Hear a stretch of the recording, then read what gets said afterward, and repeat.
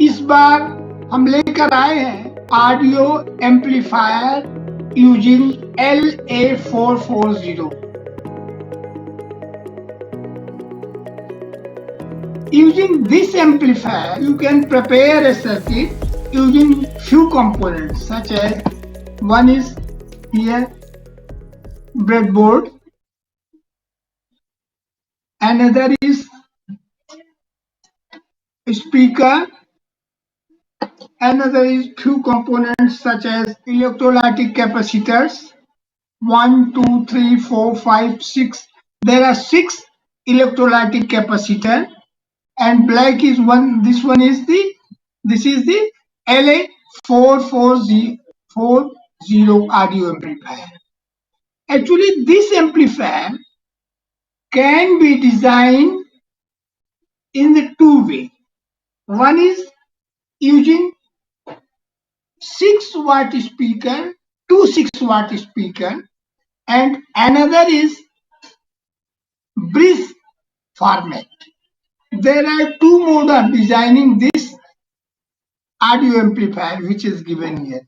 It is a deep IC which you can remove here and you can watch here. It is a 14-pin IC. This can be. This is actually 14-pin IC now which can be seen here. And using this IC, you can here which we have designed is for 19-watt audio amplifier. So what are the components you need? Check its part list. Using these parts, you can prepare this one. So means here we are going to design a 19-watt power amplifier using LA440 audio amplifier IC, which is shown here, right? And this is the part list. As shown in the part list, जैसा कि part list में दिखाया गया है, main component जो मुख्य component है इसका ये है LA मेन IC है, which is the heart of the IC, heart of the project. मतलब इस सर्किट का जो सबसे मुख्य पार्ट है वो है LA4440 IC. इस IC की सहायता से, और आप देखो कंपोनेंट्स है कोई ज्यादा नहीं है, ये जो सिलिंड्रिकल है, जो the capacitor which is in cylindrical form is known as electrolytic capacitor.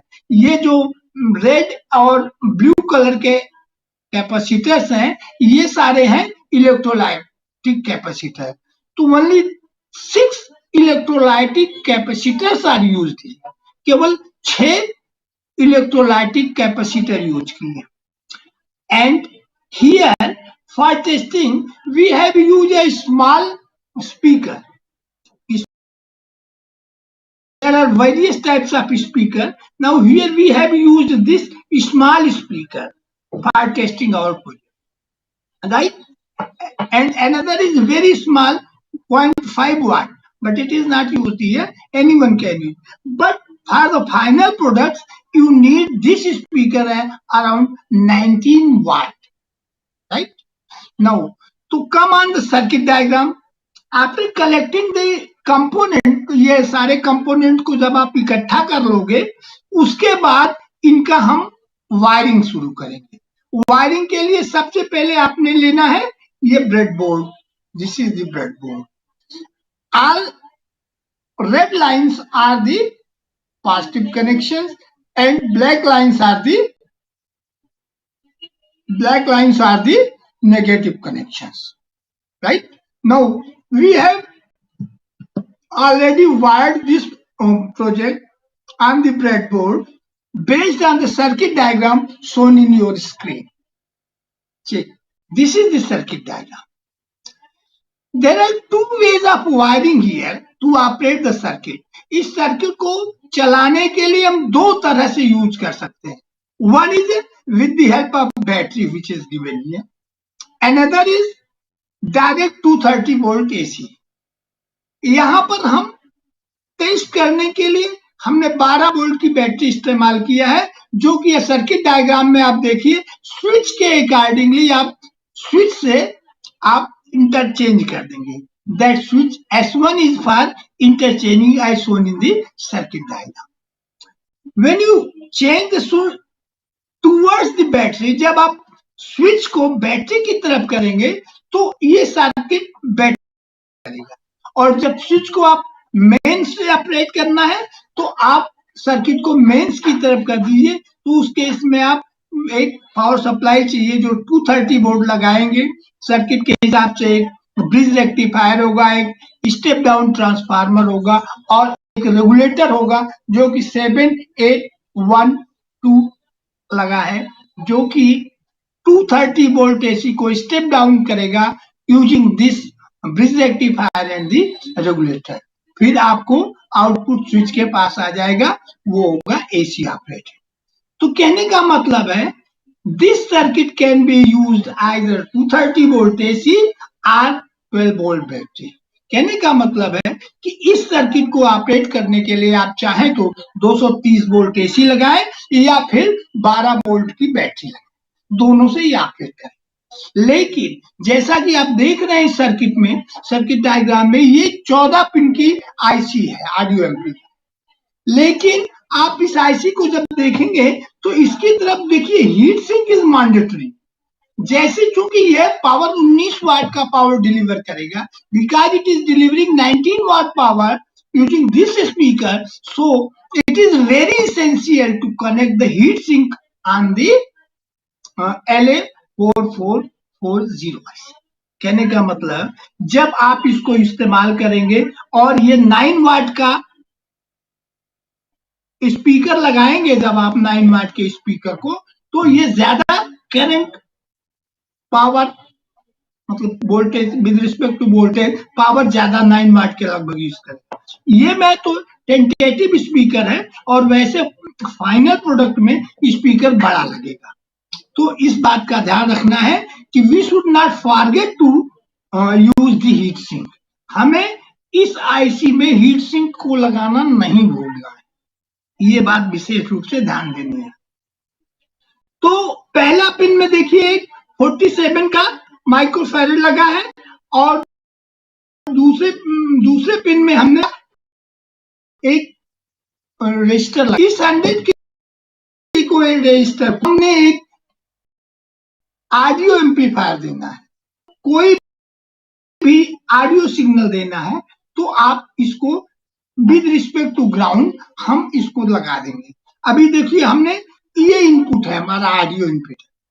इस आउटपुट को आप चाहे फोन में कनेक्ट कर सकते हैं, लैपटॉप में कनेक्ट कर सकते हैं या डेस्कटॉप में कनेक्ट है. जो आपके पास इस ऑडियो सिग्नल अवेलेबल है आप उसमें इसको कनेक्ट कर सकते हैं आसानी से. तो यहां हमने ये देखिए लैपटॉप में कनेक्ट कर रखा है. जब आपकी वायरिंग पूरी हो जाए तो आप एक बार सर्किट के हिसाब से कनेक्ट कर लीजिए. इसमें देखिए 3 पिन और इसका 14 पिन वीसीसी है और ग्राउंड है. तो जितने भी ब्लैक वायर्स हैं सर्किट से मैच करके कंप्लीट सर्किट बना.